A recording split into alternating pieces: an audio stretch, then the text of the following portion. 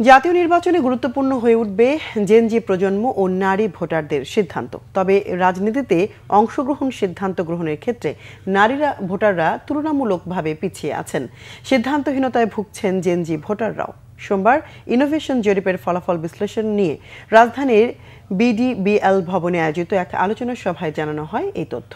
জাতীয় নির্বাচন নিয়ে সেপ্টেম্বরে চালানো এই জরিপে দেখা যায় ৬৮.২% নারী পিআর পদ্ধতি নির্বাচনের কথা আগে শুনেননি। পুরুষদের মধ্যে এর হার ৪৫.৯%।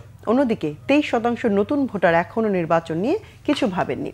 জরিপে উঠে আসা তথ্যে দেখা যায় ঢাকা, ময়মনসিংহ, রাজশাহী, খুলনা, চট্টগ্রাম ও সিলেট বিভাগে এগিয়ে আছে বিএনপি, রংপুরে এগিয়ে জামাত।